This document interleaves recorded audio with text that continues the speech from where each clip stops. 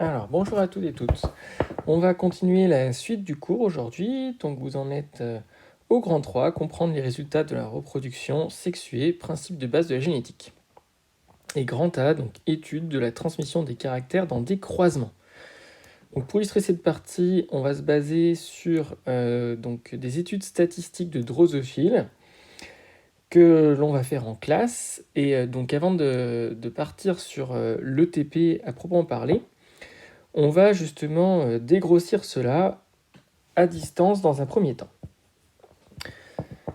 Donc, ce qu'il faut savoir, c'est que l'analyse génétique peut se fonder sur l'étude de la transmission héréditaire de caractères observables, donc c'est le phénotype, dans des croisements issus le plus souvent de lignées pures, qu'on appelle, lignée pure, ça veut dire donc croisement de deux individus homozygotes pour les caractères étudiés, et ne différant que par un nombre limité de caractères. Donc ce qu'il faut savoir, c'est que les phénotypes des hétérozygotes de la génération F1 permettent de déterminer les allèles dominants et récessifs. Donc pour illustrer cette partie-là, je vous propose de regarder la diapo suivante. Donc ici, on a un croisement de deux parents qui sont homozygotes. On travaille sur deux caractères. Donc ici, on travaille sur le caractère L, qui est donc un caractère présent soit sous la forme L longue, soit sous la forme L vestigiale. Et un deuxième caractère, qui est la couleur du corps, qui est soit gris, donc qui est le caractère sauvage, soit le corps ébène. Donc on sait bien que les deux parents sont homozygotes. Donc ça, c'est quelque chose d'important. Et donc je vais vous montrer que en étudiant le phénotype de l'individu F1, qui a les ailes longues et le corps gris, donc ça on peut le mettre entre crochets parce que c'est le phénotype, on peut déterminer quels sont les allèles dominants. Donc premier gène, le gène VG, qui détermine la forme des ailes. Donc l'individu P2, qui possède le caractère donc L vestigial, possède deux fois l'allèle VG, donc VG, VG, et il a transmis un de ces allèles à l'individu F1.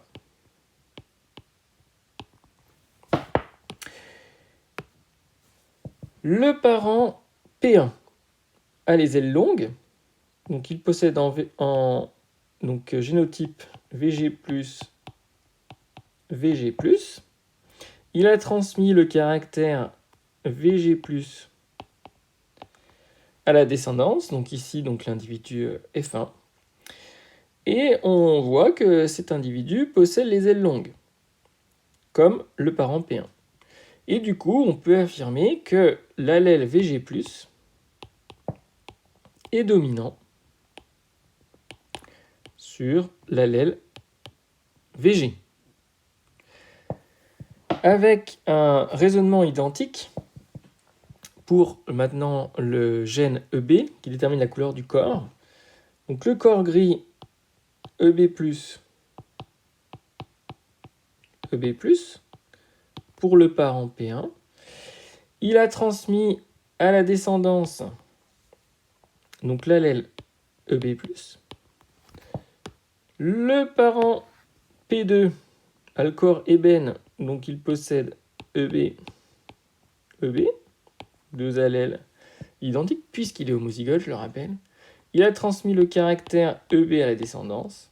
Si on regarde le génotype, si on regarde le génotype, effectivement, il a donc l'individu F1 EB plus EB, et son phénotype est corps gris, comme le parent P1. On peut donc en déduire que l'allèle EB+, est dominant sur EB.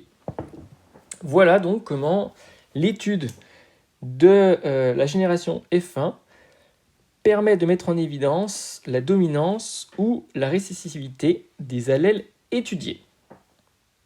Alors maintenant, la suite du cours. Donc dans la suite du cours, on va écrire que la réalisation d'un croisement test, donc ça c'est quelque chose d'important, qui est donc un individu de la F1 hétérozygote qui est croisé avec un individu porteur d'allèle récessif à l'état homozygote. Donc on va essayer de prouver qu'un croisement test, ça permet de déterminer si les gènes étudiés sont liés ou indépendants.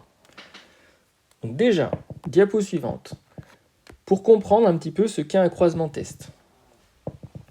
Donc, dans ce croisement test, on prend un individu de la F1, on sait qu'il est hétérozygote, on l'a déterminé tout à l'heure. On le croise avec un individu qui est double homozygote récessif, c'est-à-dire qu'il a les ailes vestigiales et le corps ébène. On obtient une descendance, et dans cette descendance, en fait, nous allons compter les mouches qui possèdent le différents phénotypes. Par exemple, des mouches qui ont les ailes longues avec le corps ébène. Et on va les compter. Vous en avez là, ici, ici, etc. Vous allez déterminer le nombre.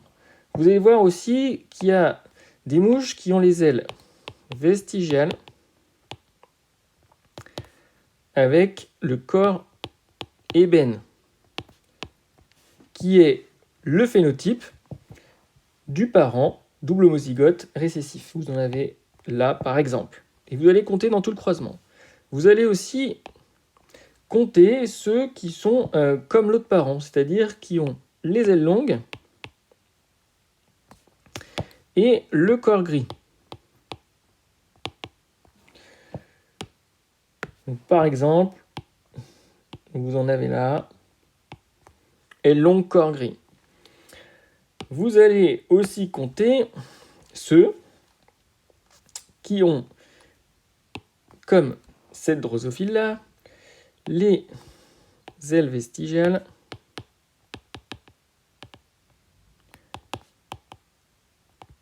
corps gris.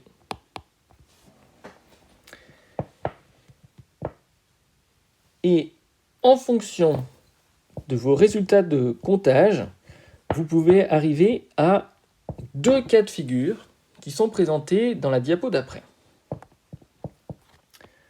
Soit vous arrivez, donc quand vous situez 2 caractères, à des effectifs, des cas de phénotypes qui sont sensiblement équiprobaux. Donc ça, c'est le cas, par exemple, de ce croisement aile longue corps gris par aile vestigiale corps ébène. Vous connaissez votre cours. Donc quand on a 4 phénotypes équiprobables en F2, et bien, 4 combinaisons d'allèles équiprobables. Cela veut dire que lors de la méiose, chez l'individu qui était donc hétérozygote, il y a eu un brassage interchromosomique, c'est-à-dire que les 2 gènes étaient indépendants. C'est-à-dire ici, le gène qui est responsable de la taille des ailes, VG, n'est pas situé sur la même paire de chromosomes que le gène qui est responsable de la couleur du corps, EB. Deuxième cas de figure, vous arrivez, en comptant vos cas de phénotypes, à quelque chose de déséquilibré. Vous avez davantage de phénotypes parentaux que de phénotypes recombinés. Donc il y a davantage de parentaux que de recombinés. Donc, pareil, comme vous connaissez votre schéma, donc ça c'est vos bilans en fait sur le brassage intrachromosomique, vous savez que s'il y a un brassage interchromosomique, vous avez 2 combinaisons d'allèles majoritaires et 2 combinaisons d'allèles minoritaires. Les majoritaires, ce sont les combinaisons parentales, et les minoritaires, les combinaisons recombinées. C'est exactement ce qu'on retrouve dans ce deuxième croisement. C'est-à-dire, ici, que les 2 gènes étudiés sont liés, situés donc sur la même paire de chromosomes. Et donc ça, c'est le cas du gène qui détermine la forme de l'aile et la couleur des yeux. Ils sont situés sur le même chromosome, et donc il s'est passé un brassage intrachromosomique chez l'individu de la F1 qui explique ces proportions de phénotypes obtenus en F2. Donc au final, ce qu'il va falloir écrire dans le cours et ce qu'il va falloir connaître par cœur pour justement le bac, c'est que si la descendance d'un croisement test contient, premier cas possible, autant de phénotypes parentaux que de phénotypes recombinés, alors seul un brassage interchromosomique a eu lieu lors de l'obtention des gamètes chez l'individu F1. Les deux gènes sont indépendants, c'est-à-dire portés par des paires de chromosomes différentes. Deuxième cas possible, si on a davantage de phénotypes parentaux que de phénotypes recombinés, alors ça veut dire que les gamètes ont été produits, s'explique par un brassage intrachromosomique chez l'individu F1. Les deux gènes, ils sont liés, c'est-à-dire portés par le même chromosome.